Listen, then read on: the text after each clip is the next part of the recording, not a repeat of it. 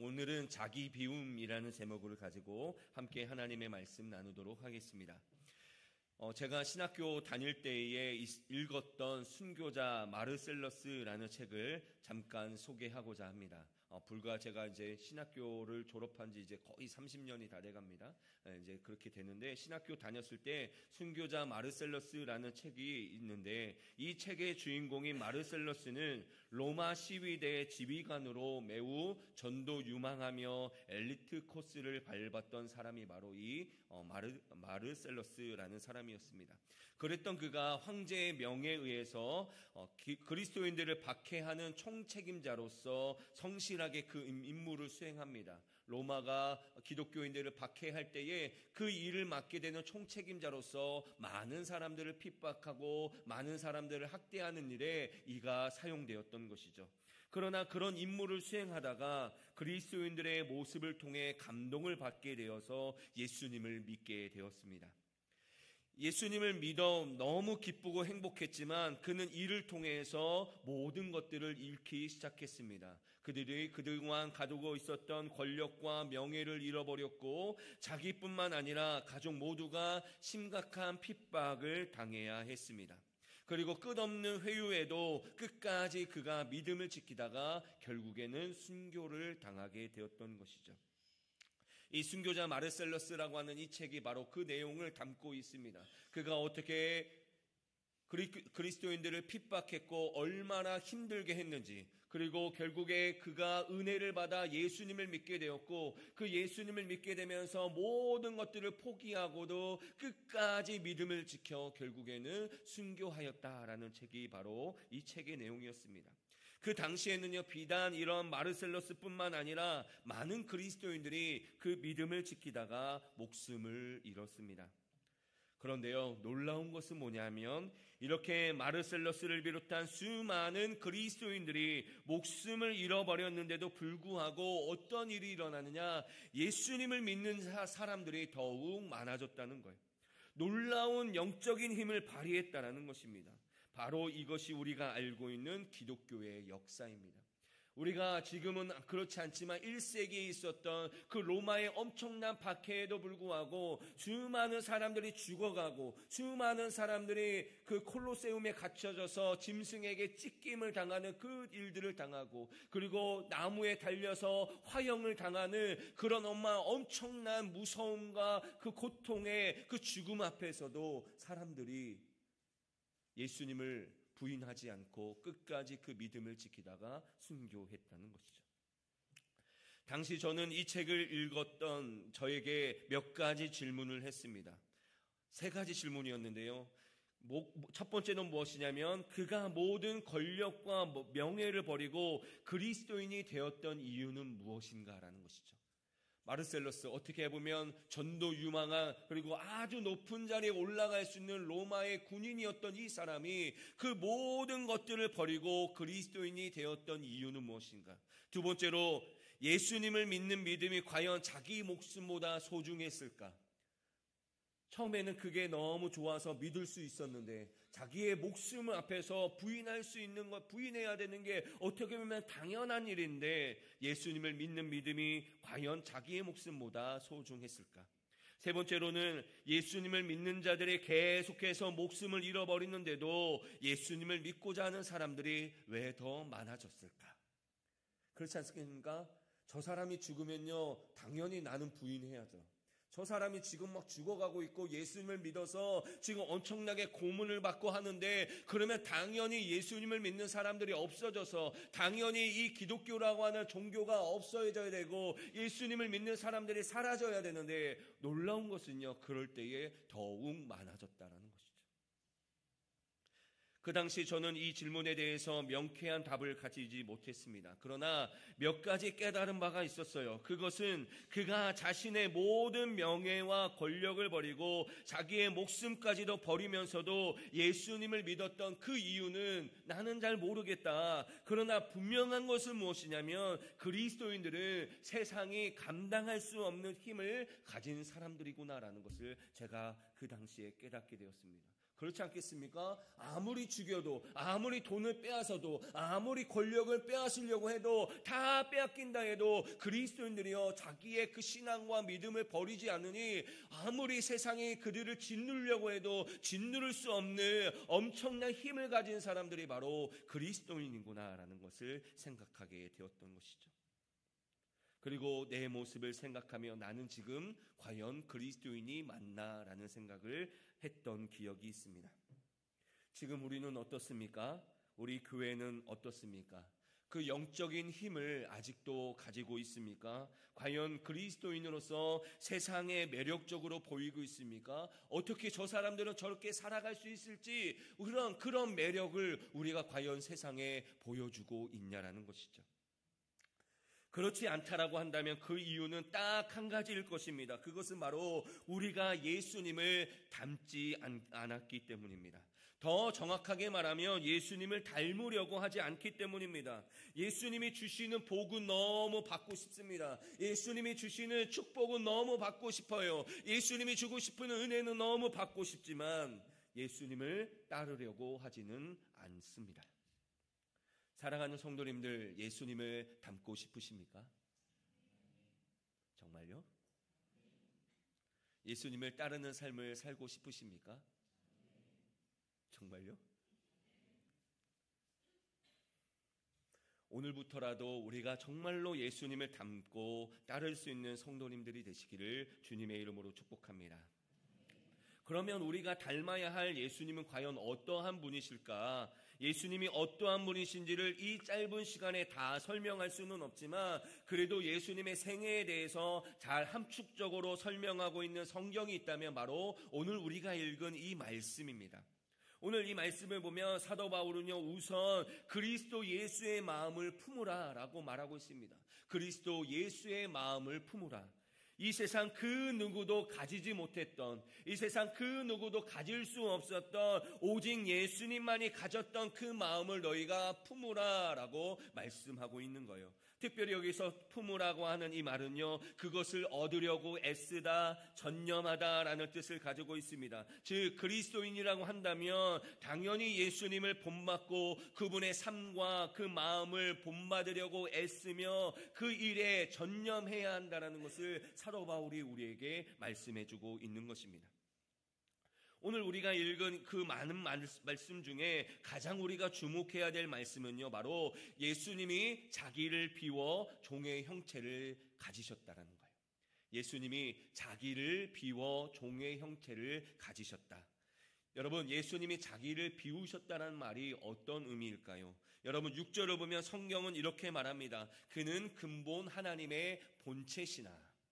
그는 하나님의 본체시나라고 말하고 있습니다. 여러분, 예수님은요 하나님의 본체시라는 거예요. 여러분, 본체라는 말이 무슨 의미입니까? 원래는 하나님이셨다라는 거예요. 여러분, 우리가 하나님의 형상으로 닮았다고 하는 것과는 전혀 질적으로 다른 거예요. 우리는 하나님을 닮았지만 예수님은 하나님의 그 자체라고 말하고 있는 것입니다. 바로 그러한 분께서 자기를 어떻게 하셨습니까? 하나님과 동등한 대우를 받지 않기로 자기가 결정하셨다는 거예요. 하나님이신 분인데, 오직 영광을 받으실 만한 하나님이신데 그 하나님과 동등됨으로 여겨질 것을, 대우받을 것을 거절하셨다라고 말하고 있는 거예요. 다시 말해 예수님은요 곧 하나님이신데 하나님으로 대우받는 것을 거절하셨고 더 나아가 자기를 종의 형체로 가지셨다라고 말하고 있습니다. 특별히 여기서 비우다라고 하는 이 단어는요, 헬라어 케노시스라는 단어입니다. 이 단어의 사정적인 의미는요, 무슨 의미냐? 헛되게 하다, 멸하다라는 의미를 가지고 있어요. 즉 예수님이 자기를 비우셨다라고 하는 이 말을 직설적으로 표현하면 예수님께서 스스로를 헛되게 했다, 스스로를 멸하게 했다라는 의미를 가지고 있습니다. 다시 말해 예수님께서 스스로를 헛되게 하고 멸했다라고 하는 것은요, 스스로 자신의 지위와 특권을 다 내려놓았다라는 것입니다. 정리해보면 하나님이신 예수님께서는 하나님처럼 대우받기를 거절하셨을 뿐만 아니라 오히려 스스로를 헛되게 하여 하나님으로서의 권리와 지위를 포기하셨고 인간의 몸으로 오셨다라고 말하고 있는 것이죠. 이렇게 예수님께서 자신의 권위와 지위를 포기하시고 사람의 몸으로 오신 이유는요, 바로 자기의 뜻이 아니라 하나님 아버지의 뜻이신 바로 십자가에서 죽기 위해 그렇게 오셨던 것입니다.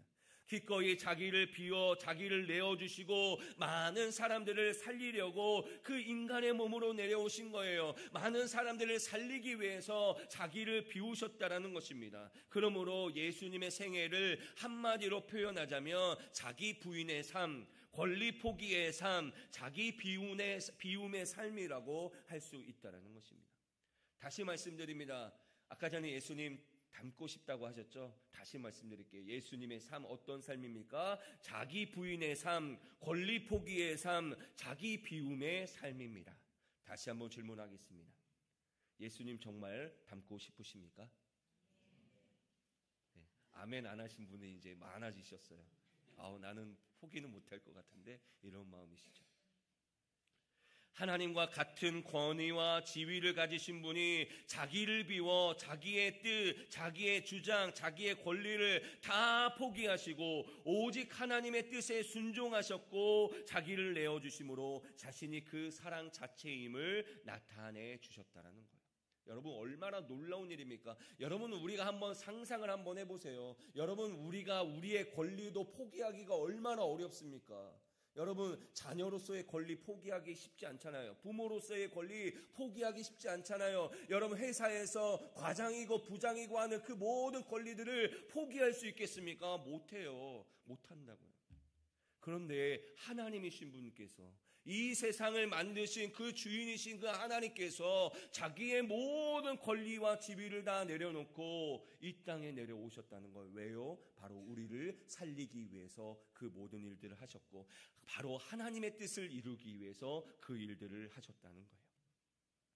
사랑하는 성도 여러분, 우리는 예수님의 이런 자기 비움의 모습을 보면서 예수님이니 그냥 쉽게 하실 수 있었겠다라고 생각합니다. 그러나 그렇지 않습니다. 예수님의 자기 비움의 삶에도요 많은 유혹이 있었습니다. 여러분 그 대표적인 것이 무엇이냐면 바로 광야에서 사탄에게 시험을 받으신 거예요. 여러분 예수님이 어떠한 시험을 받으셨습니까? 잘 알고 있는 대로 사탄이 이렇게 시험하죠. 내가 하나님의 아들이거든 이 돌들로 뭐가 되게 하라? 떡이 되게 하라 라고 말씀하고 너가 성전 꼭대기에 올라가서 너 한번 떨어져 봐라. 그러면 누가 받들 것이다? 천사가 받들 것이다. 성경에 그렇게 기록되어 있지 않느냐. 하나님이 너 진짜 사랑하는지 한번 시험해 봐라. 마지막으로 어떤 시험을 줍니까? 나에게 절하면 이 세상 모든 영광과 권세와 모든 것들을 너에게 주겠다라고 시험하고 있는 거예요.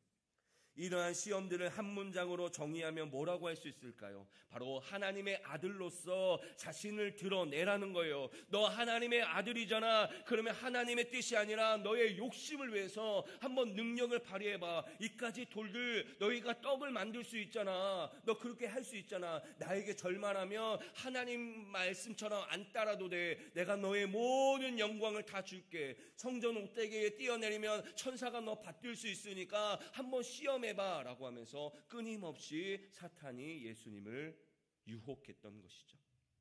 이게 어떤 유혹이겠습니까? 자기를 비우지 말고 자기를 채우라는 거예요. 다른 사람들을 위해 자기를 내어주지 말고 자기 자신만을 위해 살라라는 것이 바로 사탄이 계속해서 예수님에게 주셨던 유혹이고 오늘 이 자리에 앉아있는 우리에게 매일 받는 유혹이 바로 우리의 유혹입니다. 우리를 비우지 말라는 거예요. 오히려 채우라는 거예요. 너 자신만을 위해 살아가는 거예요. 왜 다른 사람들을 바라보며 살라는 거예요. 바로 그것이 사탄이 우리에게 주는 음성인 것이죠. 그러나 예수님은 이런 사탄의 유혹을 말씀으로 물리치셨습니다. 뿐만 아니라 유대 지도자인 대제사장들과 바리새인들, 서기관들로부터 예수님은 시험을 당하셨습니다. 마가복음 8장에 보면 칠병이어의 사건이 기록되어 있습니다. 떡 7개를 가지고 4,000명을 먹이신 기적을 베푸신 예수님께 바리새인들이 뭐라고 요구하냐면 마가복음 8장 11절처럼 요구하고 있습니다. 우리 함께 이 말씀 읽겠습니다. 시작.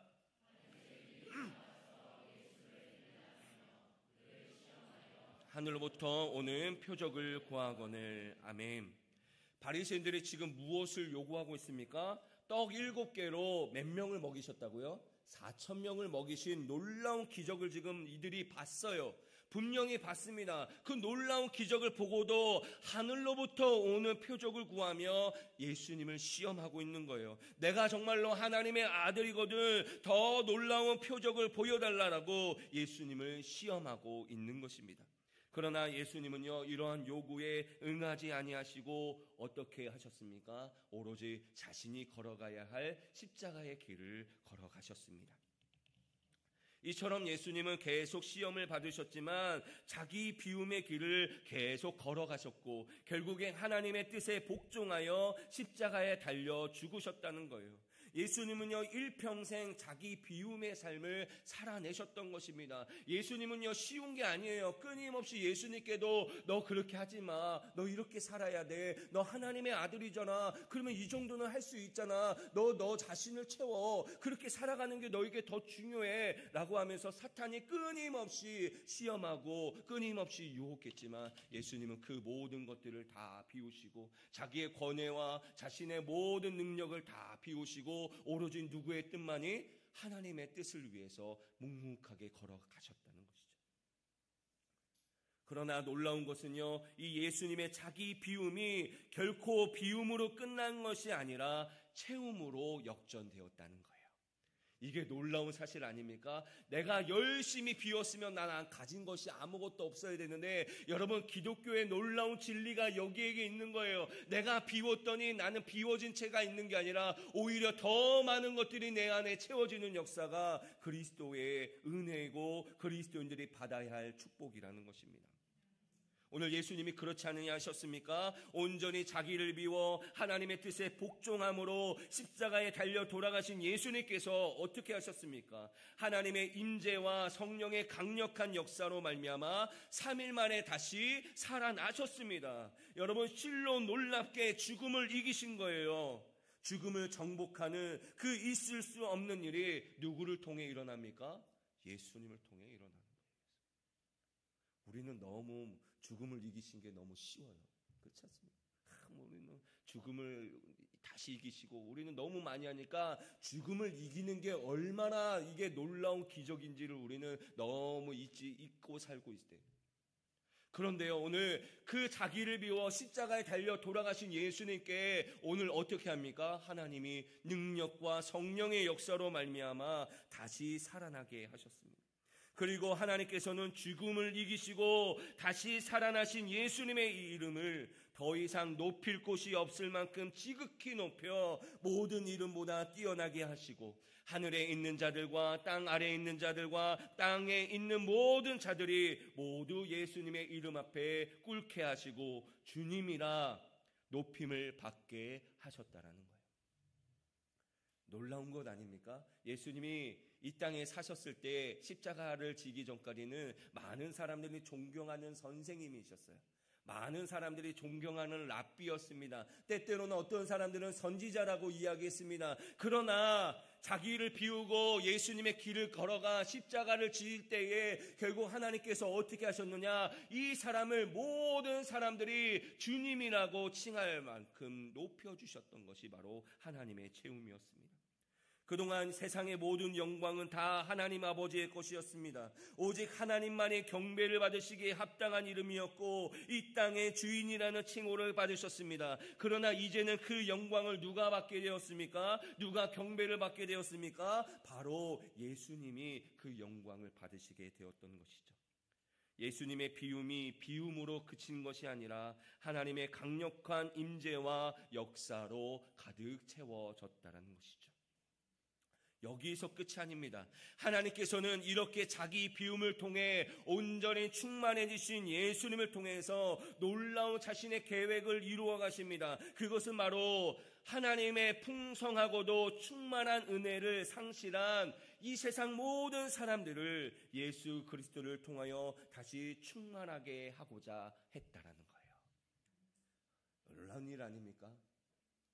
나 한 사람이 모든 사람에게 영향을 미치는 거예요. 여러분, 이거는 놀라운 일이에요. 나 하나의 죽음이요 모든 사람들에게 영향을 미치는 거예요. 죽어가는 사람들, 힘들어하는 사람들, 연약한 사람들이 예수님의 능력으로 말미암아 회복되고 고침받고 치유받고 온전히 돌이키는 이런 은혜가 어디서부터 시작되느냐? 바로 예수님으로부터 시작되었다는 거예요.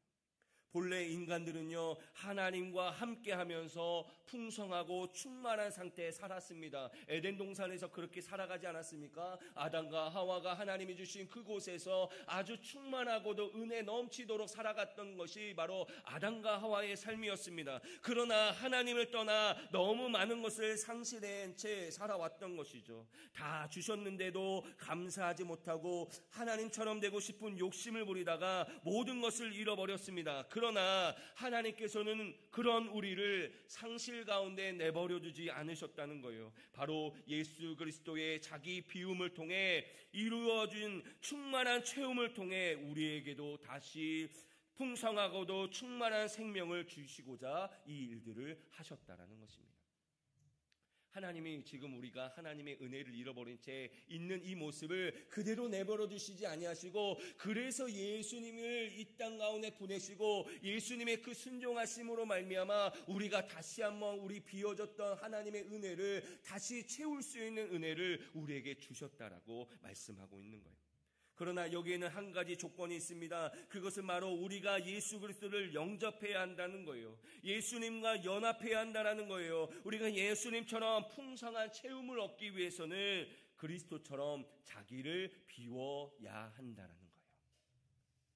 그 하나님의 은혜를 주시고자 내가 너의 삶을 책임져 줄게, 내가 너의 삶을 함께 해줄게, 내가 너희를 인도할게라고 하면서 하나님이 지금도 우리에게 풍성한 은혜를 채워주시고자 하는데, 지금 우리 안에 너무 많은 것들이 채워져 있으니까 받을 수가 없는 거예요. 이것들을 다 비워내야, 이것들을 다 내려놓아야 이 안에 무엇이 채워집니까? 예수님의 은혜, 하나님의 풍성한 은혜가 이 안 가운데 채워진다는 거예요. 우리 안에 있는 것들을 비워내지 않고서는 불가능한 것이죠. 이런 삶을 살았던 대표적인 사람이 바로 사도 바울입니다.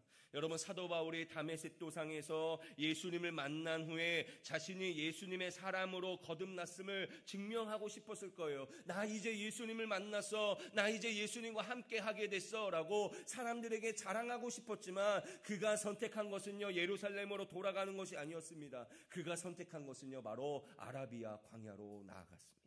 그곳에서 3년 동안 자기가 그동안 가지고 있었던 모든 지식들과 생각들과 자만심과 교만을 다 비우고 철저하게 회개하고 하나님 앞에 나아갔습니다. 그리고 그 3년 동안 철저하게 비웠던 그 자신의 인생 가운데 하나님의 은혜를 가득 채움으로 말미암아 하나님의 사역을 감당했던 것이죠. 그래서 사도 바울이 갈라디아서 2장 20절에 자신의 상태에 대해서 이렇게 고백합니다. 함께 읽겠습니다. 시작. 내가 그리스도와 함께 십자가에 못 박혔나니 그런즉 이제는 내가 산 것이 아니요 오직 내 안에 그리스도께서 사신 것이라. 이제 내가 육체 가운데 사는 것은 나를 사랑하사 나를 위하여 자기 몸을 버리신 하나님의 아들을 믿는 믿음 안에서 사는 것이라. 아멘. 예수님이 십자가에 못 박히심으로 자기의 모든 것들을 온전히 비워냈듯이 사도 바울이 뭐라고 얘기하고 있습니까? 내가 이제 그리스도와 함께 십자가에 못 박혔나니 그런즉 이제는 내가 사는 것이 아니요 오직 내 안에 계신 그리스도께서 사시는 것이라. 자기의 욕심, 자기의 모든 것들을 다 비워두고 이 안에 성령을 채우니까요 이제는 내가 사는 게 아니에요. 내 안에 계신 하나님께서 살아 계신다라는 거예요. 자기를 비우고 예수 그리스도로 채워진 삶, 그 믿음 안에서 성령이 그를 붙들었고 그를 통해 위대한 하나님의 뜻을 이루게 하셨다는 거예요. 이렇게 자기를 철저하게 비워낸 사도 바울이 우리에게 닮아야 할 예수님의 모습이 바로 자기 비움이라고 말하고 있습니다. 오늘 본문 5절을 보세요. 너희 안에 이 마음을 품으라. 그 그리스도 예수의 마음이니 라고 말하면서 우리가 예수님을 닮아야 하는데 그 모습이 어떤 모습이라고 얘기하고 있습니까? 자기 비움의 모습이라고 말하고 있는 거예요. 예수님처럼 예수님께서 하늘의 영광을 다 버리시고 이 땅에 오신 것처럼 예수님께서 당신의 모든 권위와 지위를 포기하고 비우신 것처럼 우리도 비우는 삶을 살아야 한다라고 오늘 이 말씀이 우리에게 주고 계신다는 거예요. 성령과 동행하는 삶, 능력과 축복된 삶을 누리기 위해서는 우리가 먼저 우리 안에 성령 외의 것들, 예수님보다 더 소중하게 생각하고 붙들고 있었던 이 모든 것들을 비워내야 된다라고 말씀하고 있는 것이죠. 예수님께서 우리에게 말씀하신 비움은요, 채움을 전제한 비움입니다. 다시 한번 말씀드릴게요. 예수님께서 우리에게 비우라고 하신 것은요, 이거는 그냥 비우면서 살아가는 게 아니라 이 비움을 통해 우리에게 하나님의 은혜를 채워주시고자 하는 은혜라는 거예요. 이 땅의 것을 내려놓고 그것과 좋게 비교할 수 없는 예수 그리스도와 성령으로 채우라는 거예요. 이 땅의 욕심과 집착을 내려놓고 천국의 보화를 채우라는 거예요. 냄새나는 제약의 찌꺼기를 다 버리고 거룩과 공의로 채우라는 거예요. 그래서 우리의 이 비움은요, 기쁨과 소망이 될 수 있는 것입니다. 사도 바울은 그리스도처럼 자기를 비우고 그 길을 따라가는 그리스도인들을 이렇게 정의합니다. 우리 고린도후서 6장 8절 후반부에서 10절의 말씀인데요, 너무나도 잘 알고 있는 말씀이죠. 함께 읽겠습니다. 시작. 참되고 무명한 자 같으나 유명한 자요, 죽은 자 같으나 보라 우리가 살아있고, 징계를 받은 자 같으나 죽임을 당하지 아니하고, 근심하는 자 같으나 항상 기뻐하고, 가난한 자 같으나 많은 사람을 부요하게 하고, 아무것도 없는 자 같으나 모든 것을 가진 자로다. 아멘.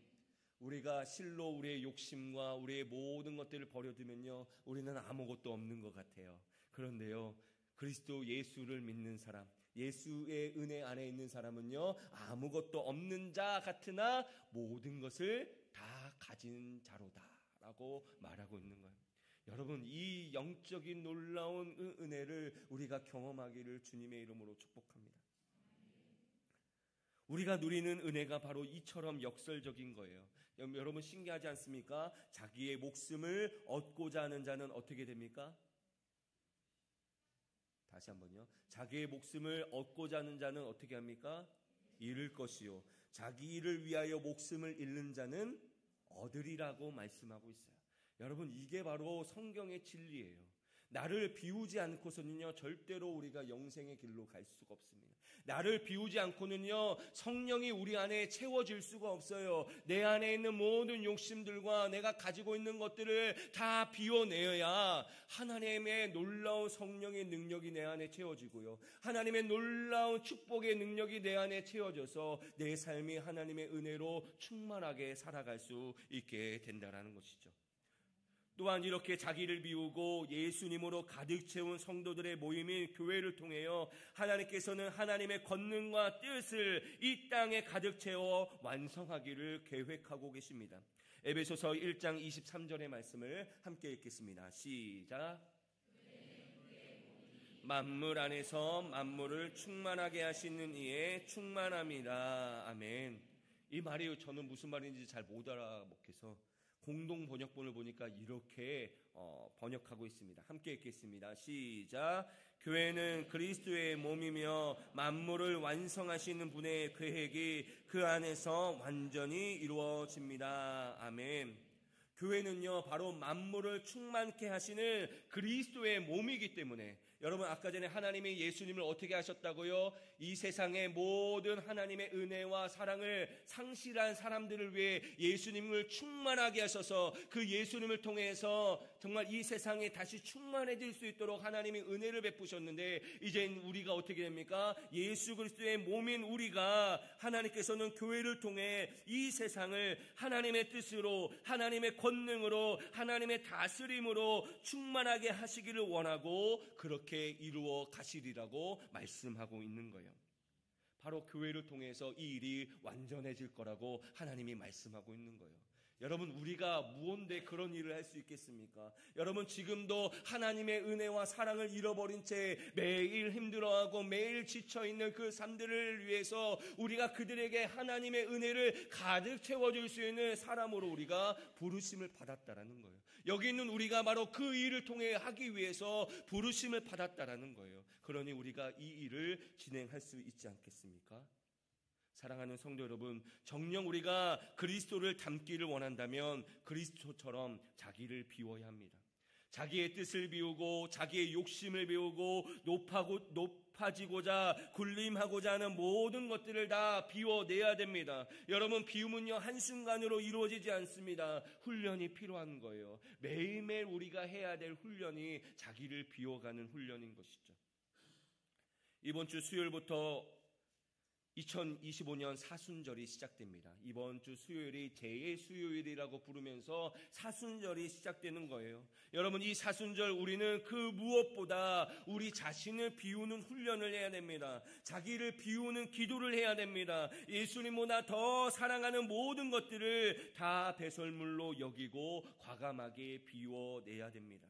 이렇게 우리가 비울 때에 하나님은 하나님의 인재로 가득 차게 될 것이고 나를 위한 삶이 아닌 하나님을 위한 삶으로, 다른 사람들을 진심으로 사랑할 수 있는 삶으로, 세상이 감당할 수 없는 삶으로, 세상 많은 사람들에게 매력적인 삶을 사는 삶으로 우리가 변화될 것이라고 분명히 말씀하고 있는 것이죠.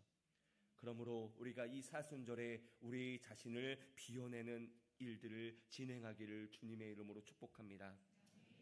예수님을 닮아가는 삶, 여러분, 이것이 더 이상 구호가 아니라 정말로 치열한 노력과 그 애씀이 우리에게 이루어져가는 목표가 되었으면 좋겠습니다. 여러분, 예수님을 닮아가는 삶은요 그냥 이 자리에 앉아서 예배로 끝나서는요 절대로 닮아갈 수 없습니다. 여러분, 예배가 끝난 후에 여러분들은요 끊임없이 비우는 일들을 해야 돼요. 자기의 욕심, 자기의 뜻을 자꾸 비워내야 됩니다. 하나님의 뜻을 맞닥뜨릴 때에 그 내 뜻을 내려놓고 내 욕심을 내려놓지 않는 이 훈련을 하지 않는다면 아무리 우리가 예배를 100시간씩 드리고 1000시간씩 드려도 아무런 소용이 없는 거예요.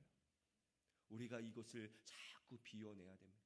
우리가 비울 때요 무엇이 우리에게 채워집니까? 하나님의 은혜가 우리 가운데 채워지고 하나님의 능력이 우리 가운데 채워지고 하나님의 사랑이 우리 가운데 채워지는 거예요. 그래서 정말로 이제는 그동안에는 살고 싶었지만 살지 못했던 하나님을 위한 삶, 다른 사람들을 진심으로 사랑할 수 있는 삶, 세상에 감당할 수 없는 삶을 우리가 살아갈 수 있게 될 줄로 믿습니다. 그러므로 이 사순절 우리가 제자로서의 삶을 잘 살아내어 하나님과 친밀한 관계를 이루어갈 수 있는 우리 사랑하는 성도님들이 되시기를 주님의 이름으로 축복합니다.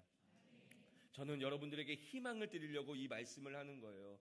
목사님 오늘도 또 뭘 비워내래, 자꾸 뭘 내 것들을 다 내려놓으래. 여러분, 우리가 가지고 있는 것은요 다 사라질 것들입니다. 분명하지 않습니까? 사라질 것들이에요. 그런데 저는요 더 좋은 것을 채워드리려고 하는 거예요.